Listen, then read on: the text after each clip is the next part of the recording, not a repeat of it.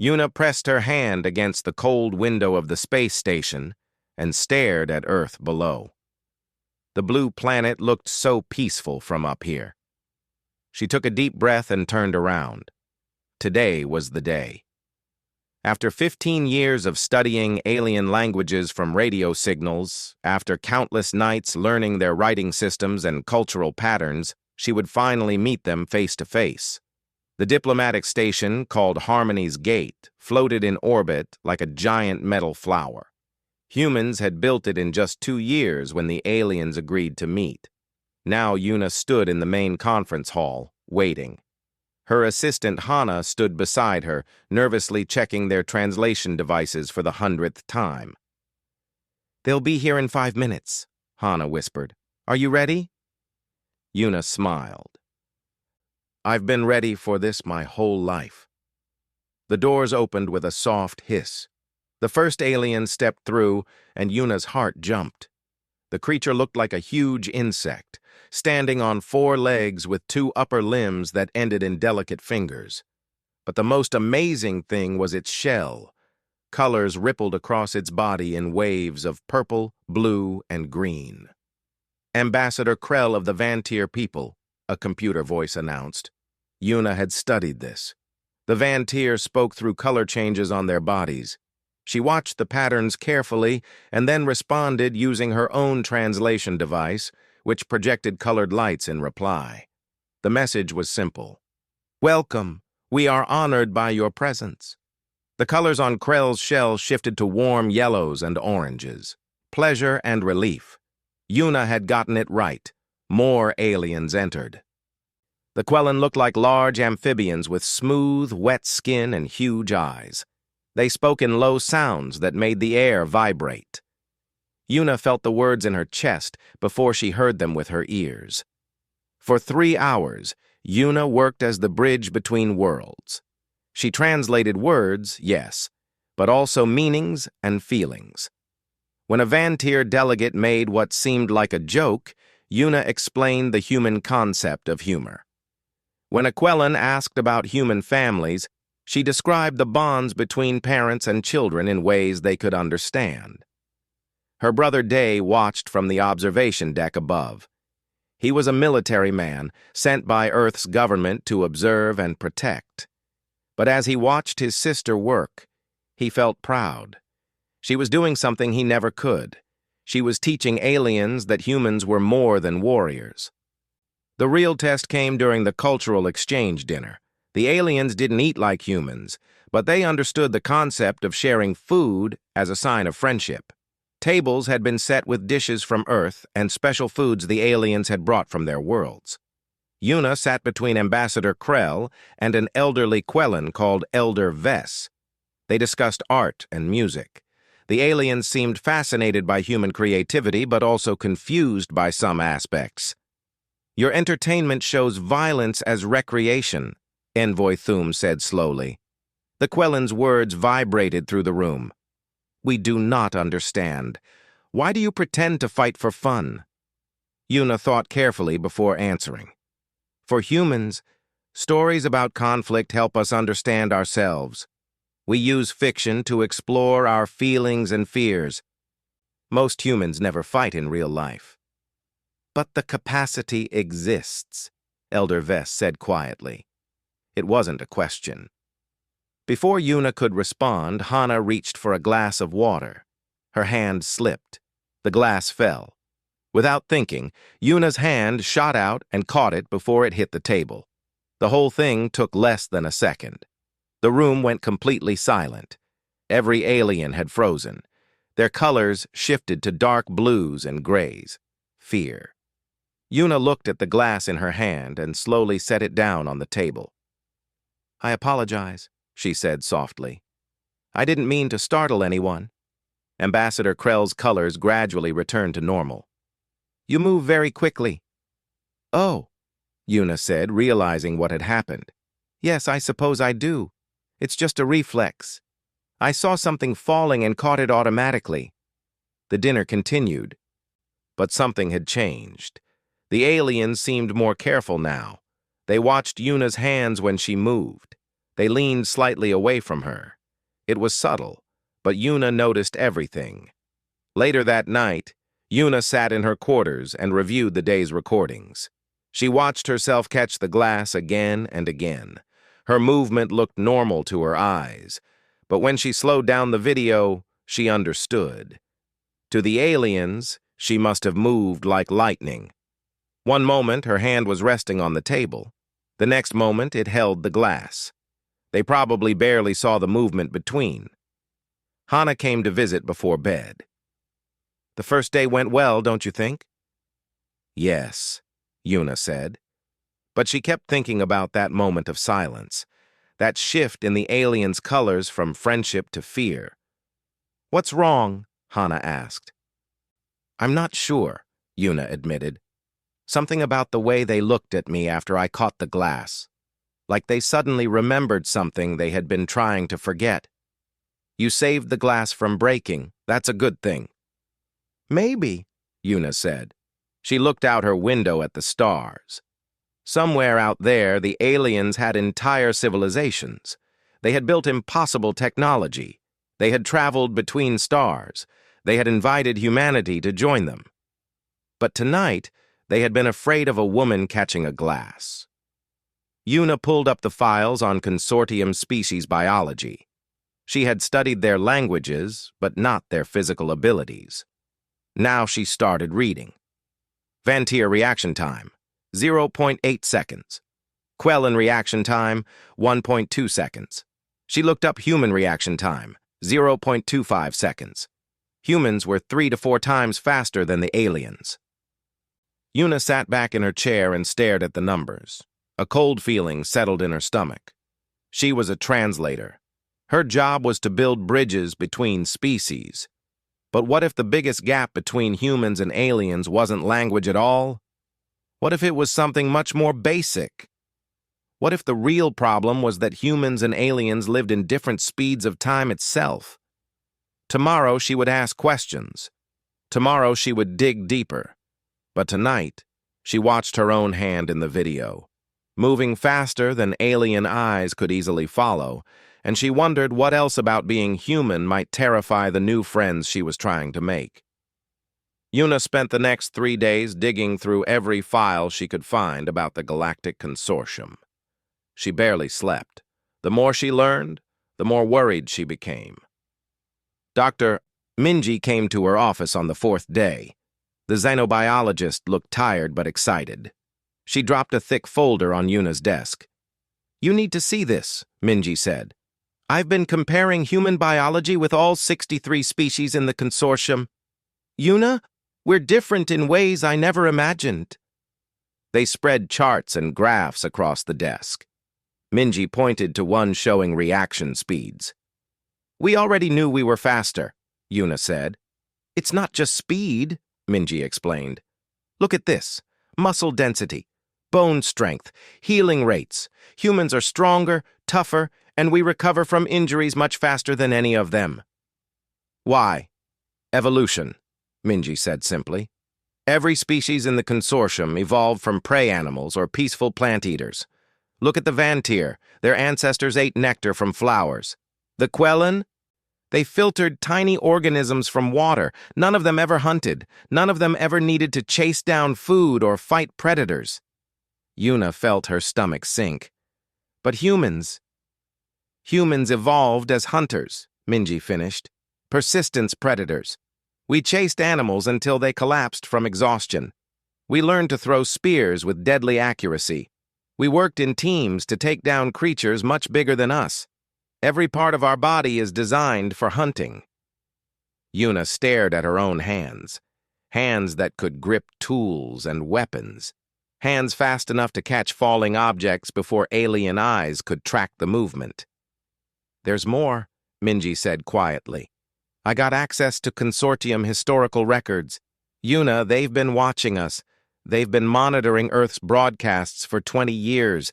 They've seen our movies, our sports, our video games, and they're terrified. Think about what we consider entertainment. Action movies where one person defeats dozens of enemies. Boxing matches where people hit each other for sport. Video games about war and combat. To them, all of that looks like a species that loves violence. Una met with Elder Vess that afternoon. The old Quellan had requested a private conversation. They sat in a small garden dome on the station, surrounded by plants from both Earth and Quellan homeworlds. "You've been researching," Vess said. The deep vibrations of his voice made the leaves tremble. "Yes," Una admitted. "I'm trying to understand why you seem afraid of us." Vess was quiet for a long moment. His large eyes blinked slowly. "May I be honest with you? Please. When your species first contacted us, we were excited. A new civilization, new perspectives and ideas.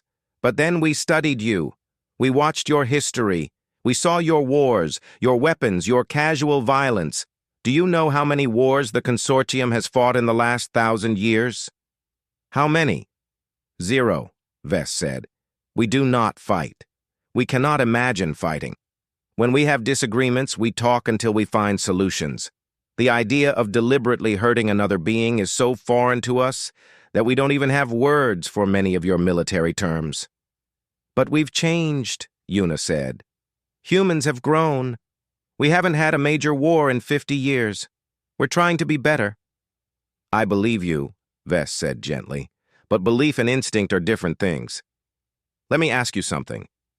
If I suddenly moved toward you quickly, what would you do? Una thought about it honestly. I would probably step back or raise my hands to defend myself. And that response would take how long? A fraction of a second. It's automatic. Vess made a sound like wind through reeds. Sadness. If you moved toward me quickly, I would take 1.2 seconds to even process the threat. By the time my body began to react, you could have struck me 12 times. You could have killed me before I even understood I was in danger. The truth of it hit Una like cold water. You can't defend yourselves against us. No, Vess agreed, not physically. If any human decided to become violent, we would be helpless. All of us. Every species in the consortium. You are faster, stronger, and more dangerous than any of us, and your people number in the billions. That evening, Una met her brother Day at an observation deck. She told him everything she had learned. He listened quietly, his military mind processing the information. So they see us as a threat, he said finally. Can you blame them? Una asked. Imagine if we found a species that could move at the speed of sound and punch through steel. A species that considered fighting to be fun. Would we feel safe around them? No, Day admitted. We'd be scared. We'd want to protect ourselves. I'm hearing rumors, Una said. Some of the delegates are talking about quarantine. Keeping humanity trapped on Earth. Day's expression hardened. That won't happen. Earth's government won't accept it. And if they try to force it, then we'll have the exact war they're afraid of, Dai said grimly. Una grabbed his arm. No, there has to be another way. I just need time to figure it out. The next day, Una organized a demonstration of human culture. She thought if the aliens could see the beauty in humanity, they might fear them less. She showed them Korean traditional music, the gentle movements of Tai Chi, paintings, and poetry. The aliens seemed to enjoy it. Then Hana made a mistake. She included a video of Taekwondo, thinking the disciplined martial art would show human self-control. The video showed masters breaking boards with their hands and feet, moving through forms with precise, powerful motions. 3 minutes into the video, Ambassador Krell's colors flashed bright red. An alarm. Within seconds, half the alien delegates had left the room. The ones who remained looked ready to run. Una stopped the video immediately. I'm sorry. I didn't mean to upset anyone. But the damage was done. That evening, Una received a message. The Consortium Council was calling an emergency session. The topic: whether humanity should be allowed to join the galactic community or whether they were too dangerous. Una sat alone in her quarters that night. She had spent her whole life preparing to be a bridge between humans and aliens. She had learned their languages, studied their cultures, dedicated everything to this moment. But it wasn't enough. She could translate words perfectly, but she couldn't translate away biology. She couldn't make humans less fast, less strong, less terrifying. She looked at her reflection in the dark window. Just a woman, a translator who wanted peace. But to the aliens, she was something else. She was a predator, a threat. A monster wearing a friendly face, and there was nothing she could do to change that. The Consortium Council met in the largest chamber on Harmony's Gate. Representatives from 63 alien species sat in a great circle. Yuna stood in the center, feeling very small and very alone. She had prepared a speech. She talked about human art and science.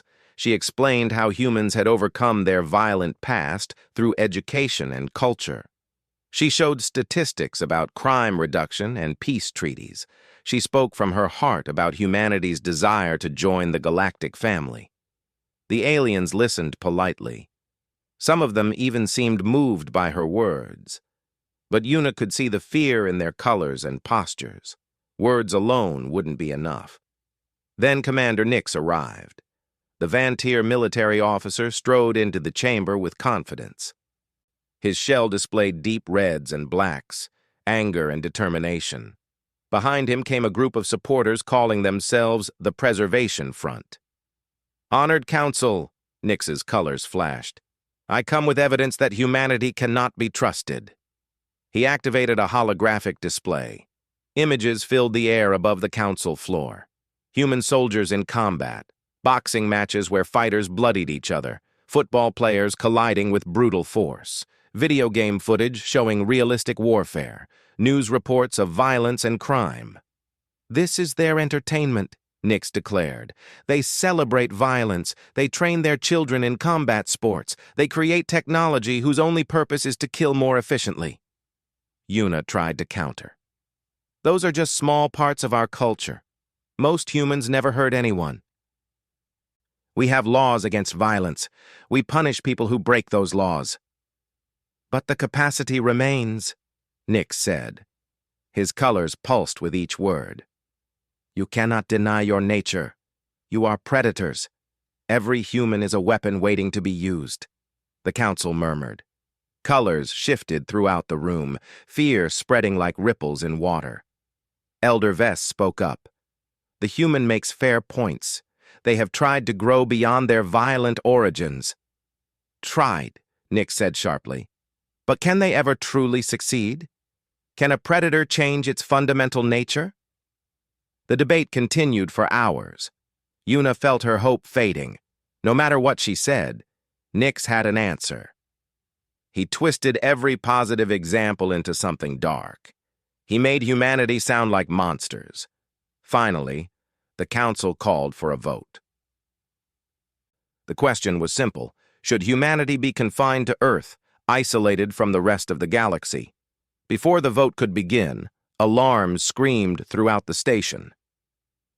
"Emergency in Observation Deck 7, a computer voice announced. "Structural failure, immediate evacuation required." The council chamber erupted in chaos.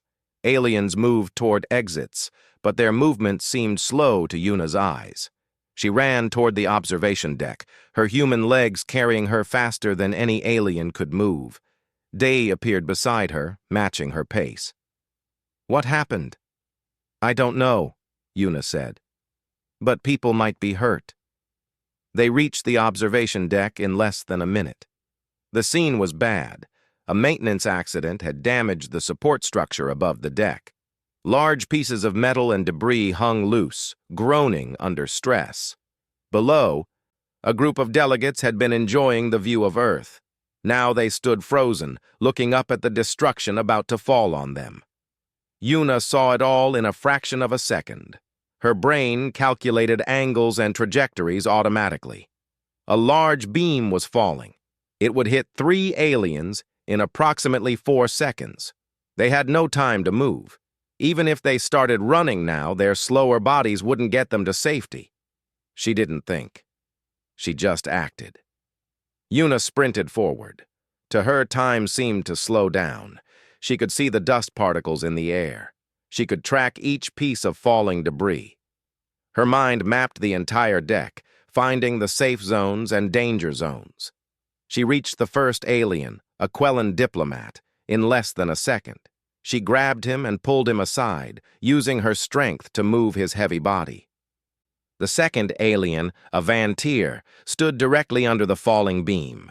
Yuna jumped, pushing off with her powerful legs. She collided with the Vantir, wrapping her arms around the delicate shell and rolling them both away from the impact zone. The third alien was Elder Vess. He had seen the danger but was too slow to react. Yuna changed direction mid-run, her reflexes adjusting her path. She reached Vess just as the beam fell. She couldn't move him in time. Instead, she positioned herself between him and the falling metal. The beam struck her shoulder and back. Pain exploded through her body, but her dense bones and strong muscles took the impact. The beam glanced off her and crashed to the floor beside them. Yuna looked around, still moving on instinct. 2 more aliens stood in danger zones. She called to them, directing them to safety. Her voice was calm and clear despite the pain. "Move left! Run toward the door! You have 3 seconds!" They moved. Too slowly, but they tried.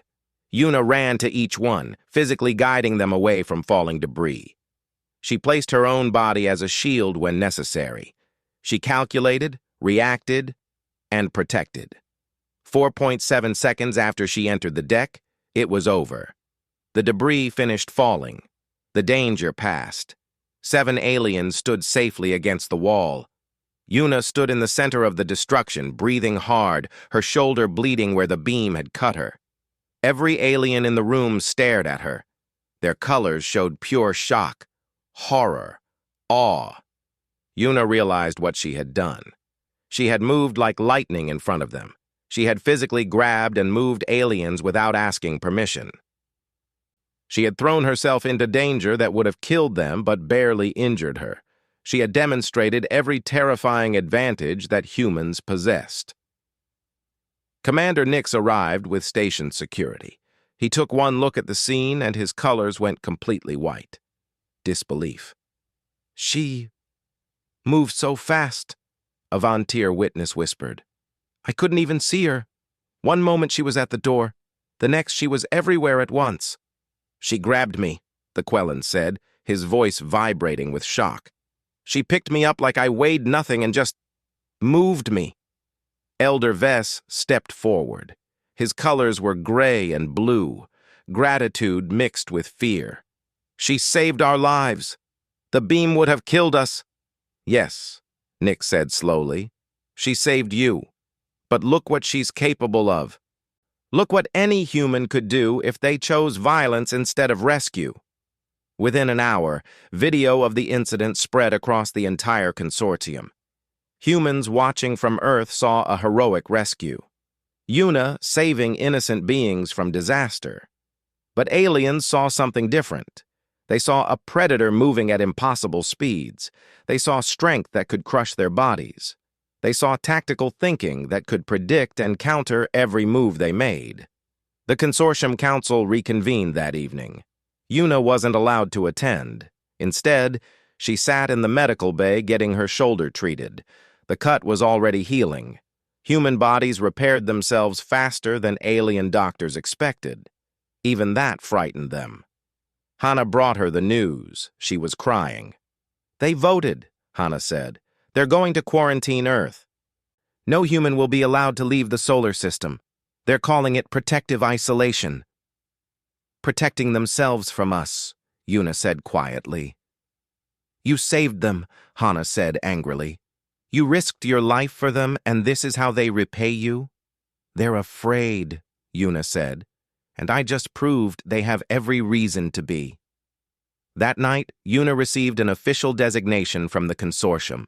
They had created a new category just for her. Category 5, Threat Entity, the highest danger level. not because of what she had done, but because of what she could do. She was a translator who wanted nothing more than to build bridges between worlds.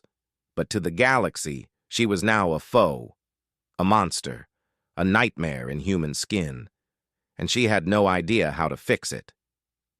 Yuna sat in her quarters and watched Earth turn below. The quarantine would begin in 3 days. After that, no human would be allowed to leave their home system. Humanity would be alone in the universe, trapped not by lack of technology, but by fear. Her shoulder had healed completely. The cut that would have taken weeks to heal on an alien body had closed in just 2 days. Even her healing frightened them. Day came to visit. His face was hard with anger. "Earth's government wants to reject the quarantine," he said. "They're talking about sending warships, showing the consortium that humans won't be pushed around." "That would be the worst thing we could do," Yuna said. "It would prove every fear they have about us." "So we just accept being prisoners?" "No," Yuna said. She stood up, wincing slightly. "We show them the whole truth, not just the parts that scare them." She called an emergency meeting with Hana and anyone else who still believed in building bridges. Dr. Minji came. Dr. Tae, a human physician, joined them. Even June, the security officer who had been quietly supporting Yuna's efforts. "The aliens judge us by our capacity to harm," Yuna said. "But they're ignoring our capacity to help. We need to change that." "How?" Hana asked. "They won't even meet with us anymore." Dr. Tae spoke up. "I've been studying consortium medicine. It's good, but limited. Their doctors move slowly because their bodies move slowly. Delicate surgeries that require quick reflexes are almost impossible for them." "What are you suggesting?" Yuna asked. "I'm suggesting we offer what only humans can give, fast, precise medical care. Let us prove that the same traits that make us dangerous also make us valuable." It took 2 days to arrange. Elder Vess agreed to help, using his influence to get permission for a human medical demonstration.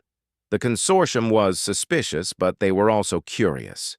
The medical bay on Harmony's Gate became a classroom. Dr. Tae and his team of human doctors set up equipment.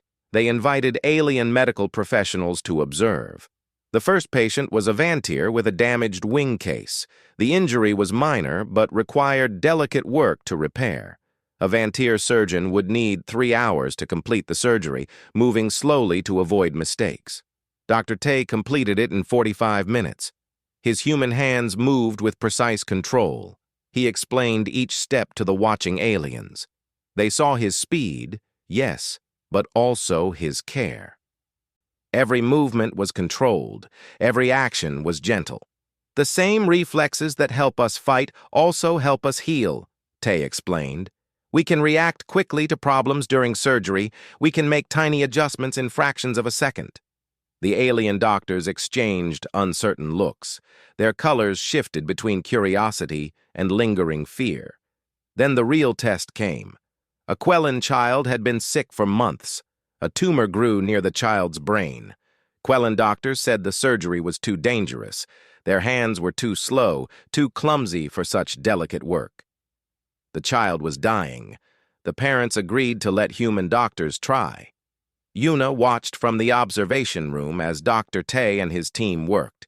They moved like dancers, each action flowing into the next. Their hands were steady and sure. The surgery that would have been impossible for alien doctors took them 2 hours. The child survived. The tumor was gone. The Quellan parents couldn't speak. They just held their child and cried tears of joy. Every alien watching understood what had happened. Humans had saved a life that they could not save. Over the next week, human doctors treated dozens of alien patients.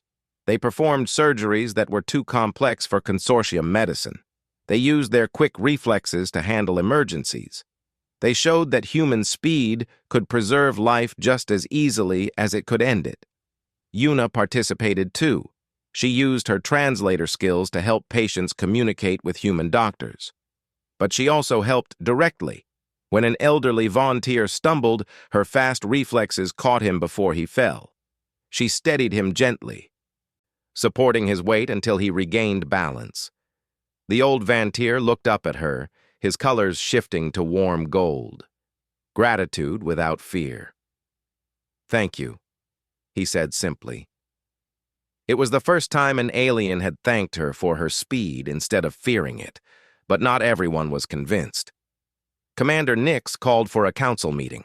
He stood before the assembly and pointed at the video of human doctors working. "This is manipulation," he declared. "They show us kindness now, but what about later? What happens when humans decide they want something from us? They could demand anything and we couldn't refuse. We would be helpless." Elder Vess rose to speak. "Commander Nix, you speak of what might happen, but we must also consider what is happening. Humans have had countless opportunities to harm us. Instead, they heal us. They protect us. Young Yuna risked her life to save us from falling debris. How many more examples do you need?" "One act of heroism doesn't erase a species' nature," Nix argued. "And one species' nature doesn't erase individual choice," Vess countered. "The humans choose peace. They choose to help. That choice has meaning." The council was divided.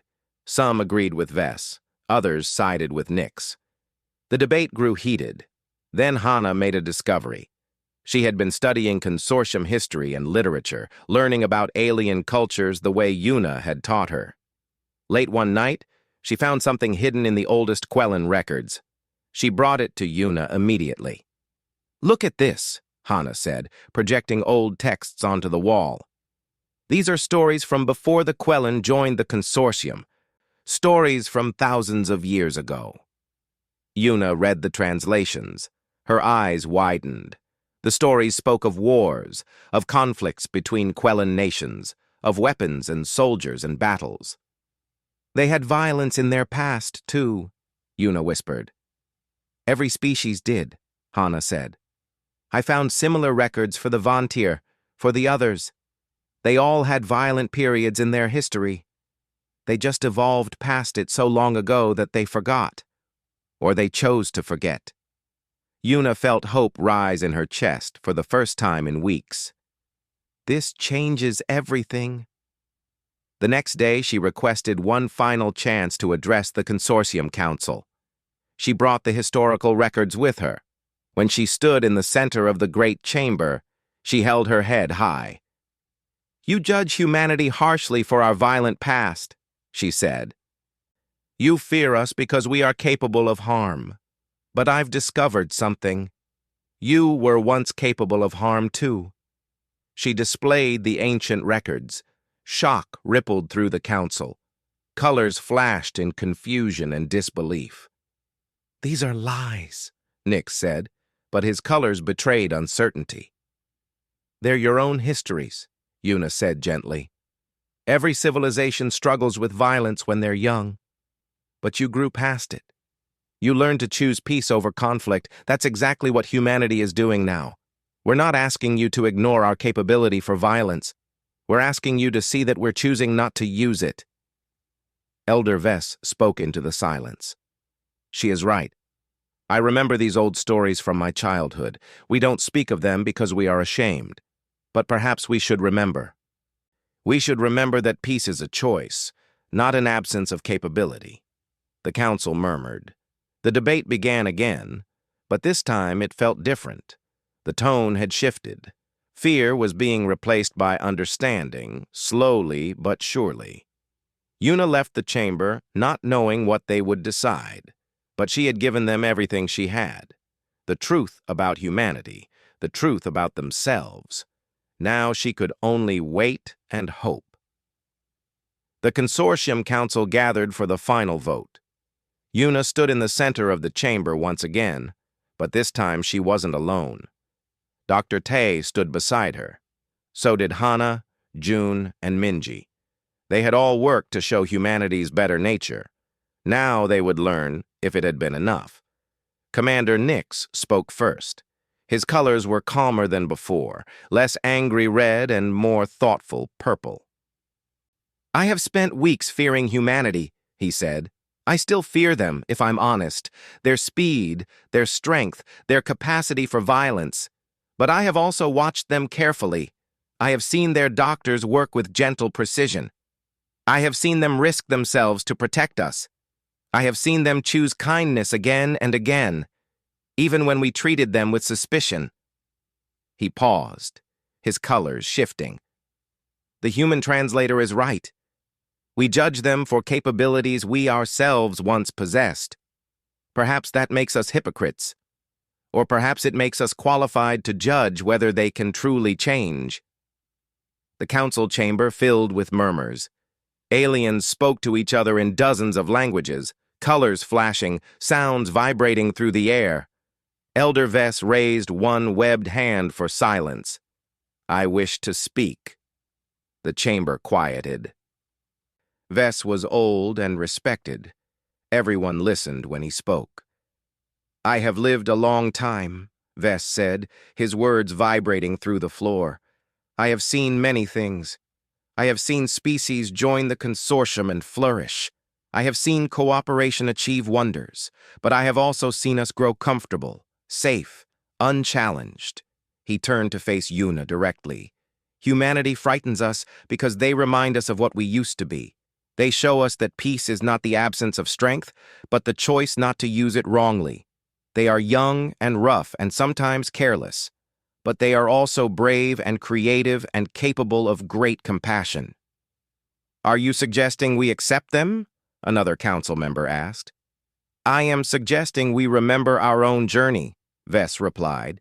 "Every species here was once violent. Every species here chose to change. Humanity is making that same choice right now, in front of our eyes.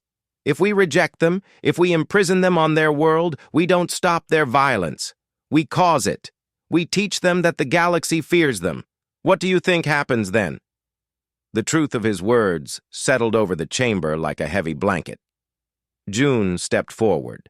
The security officer had been quiet throughout the entire diplomatic process, but now he had something to say.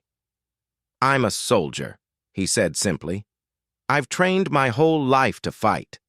But I've never been in a real war. None of us have. Earth has been at peace for decades. We teach combat skills the way you might teach any art form. We train not because we want to use violence, but because discipline and skill are valuable in themselves." He looked around the chamber at all the alien faces watching him. "If you quarantine Earth, you tell billions of humans that we're monsters. You tell us that no matter how hard we try, we'll never be good enough. Some humans will accept that, but others will become the monsters you fear. They'll say if the galaxy sees us as enemies anyway, why bother being peaceful?" "Is that a threat?" Nix asked, though his colors showed he knew it wasn't. "No," June said. "It's just the truth. You shape us by how you treat us. Right now, you have the chance to welcome humans as allies, or you can make us your enemies. The choice is yours." The voting process began. It would be close. Yuna could see that. About half the council seemed ready to accept humanity. The other half still hesitated, still feared. Then something unexpected happened. Dr. Tay's communicator chirped.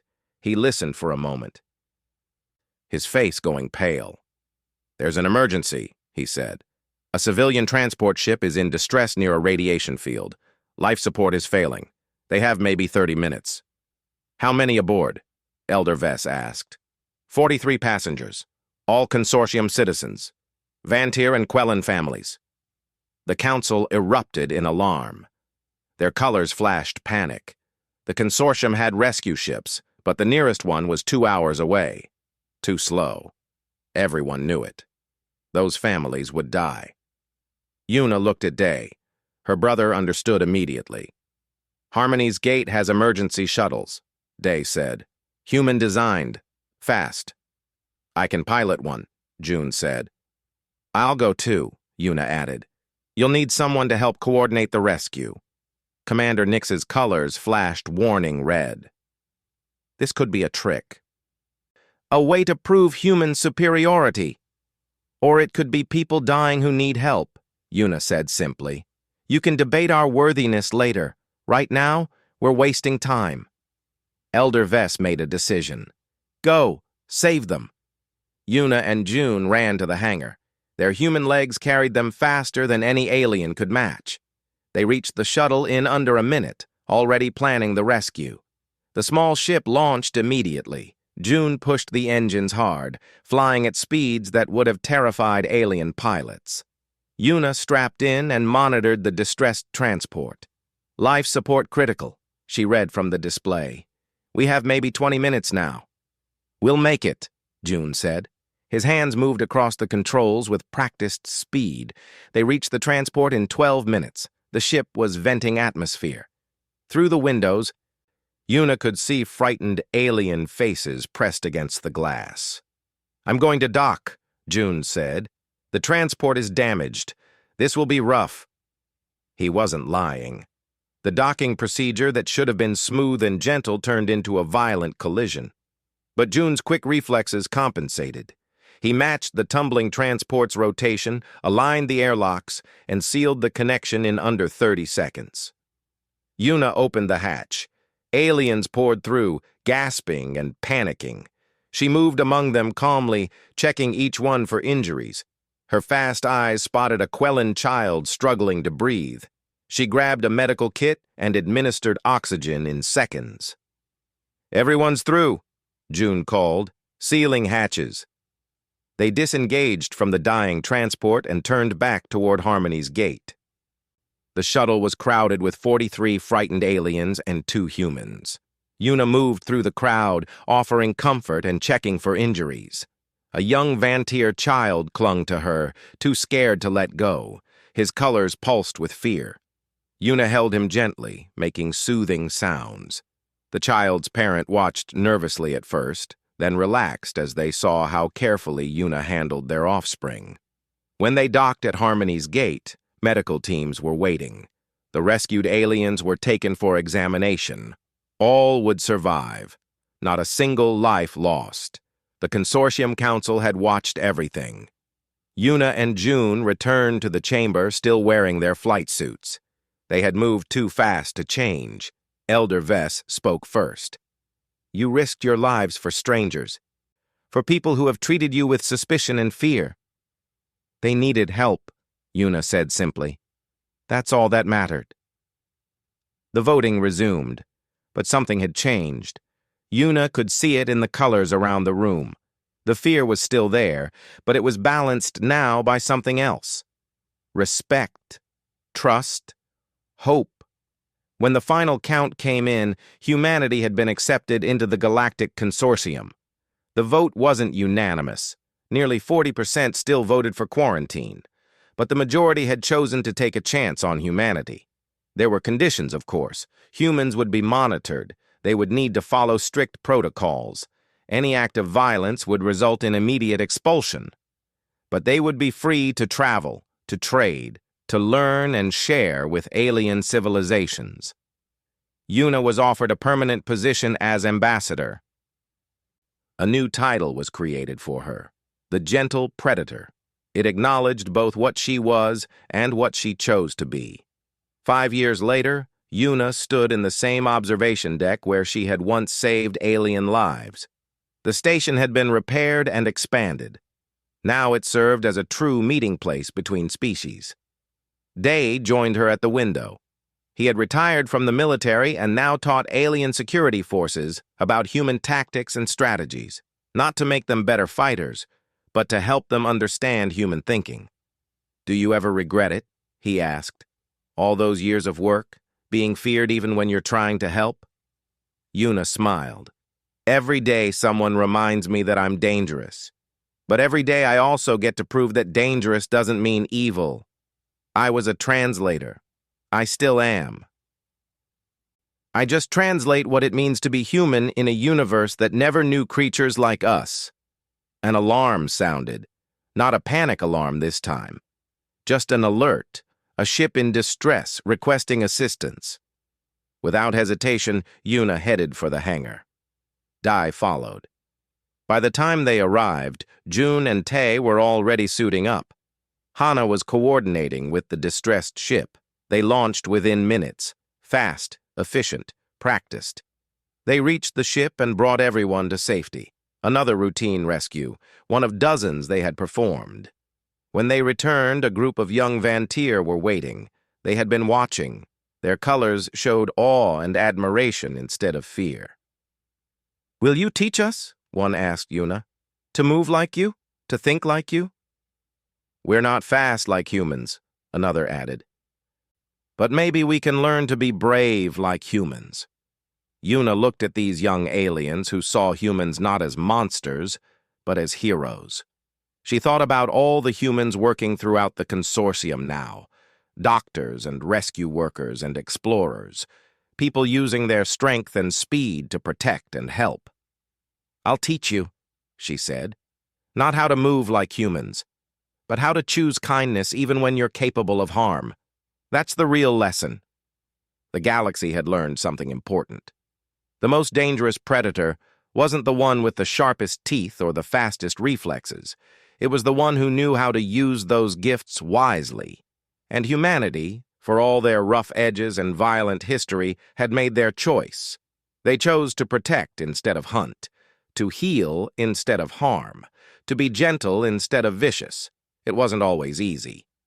It wasn't always perfect, but it was always intentional, and that made all the difference.